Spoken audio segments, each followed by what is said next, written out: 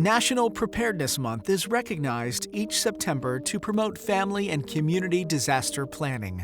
As Denver continues to recover from COVID-19, there is no better time to learn about and create an emergency response plan for you and your loved ones throughout the year. So in the City and County of Denver, we have the Office of Emergency Management that has the Emergency Operations Center. We have about 97 positions, 2 shifts, and what we do is we train, we exercise, and we plan for emergencies. So emergencies in Denver happen every day.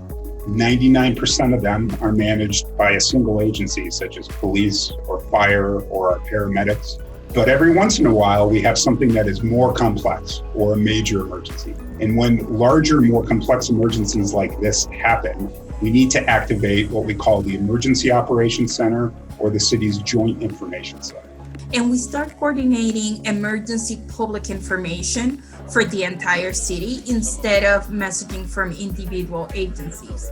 Nearly every city agency, community partners, nonprofit agencies, they all come together so that we have the full force of the government of the City and County of Denver, plus all the resources in our community to help respond to the needs of that emergency.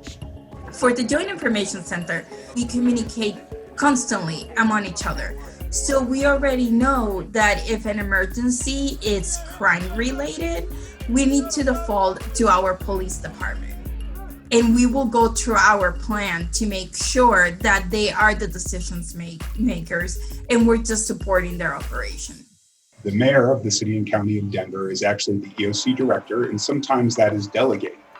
But the decisions are made by the senior leadership within the city that look at what are the needs of the incident, what resources are needed, and how do we need to communicate that to the public. And so the Joint Information Center takes that information, those decisions, those needs, the needs of the community, and what the city needs to respond to the community, and packages that in a way that can get out to all of our residents, not just in English, not just in Spanish, but in ways that everyone can understand and get what they need to know and what actions they need to take. So what we want to encourage people to do at a personal level is that you need to have a plan. It's not that you're always worried about every single thing that is happening, but having plans help you mitigate consequences for an emergency. We definitely need you to be prepared for all the things we face in Denver, everything from winter storms to building fires, even wildfires, pandemics, and safety-related emergencies that can take place as well. And the important thing is not only to prepare, but also to practice that. There are 4 pillars to being ready. So it's make a plan and practice it, build a kit and review it periodically, stay informed, and be involved. For the most important thing when somebody develops an emergency plan is to consider the needs of yourself, your family, and your community. What is it that's unique to you that you need?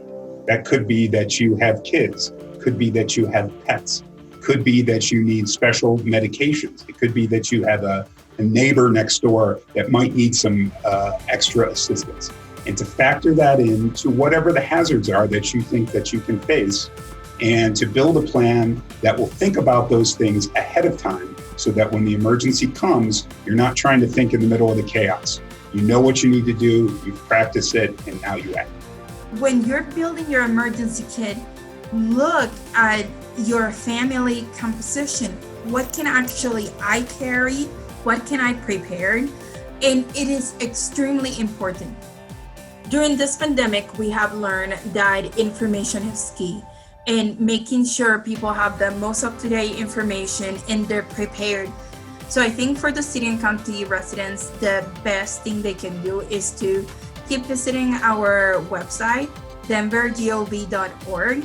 Our social media team does a really good job on keeping information coming, doing constant updates, making sure our safety officials are making statements and telling people what to do. Additionally, if you're putting together a plan or you want just general disaster preparedness information, ready.gov is a great source, as is the cdc.gov for COVID-specific information.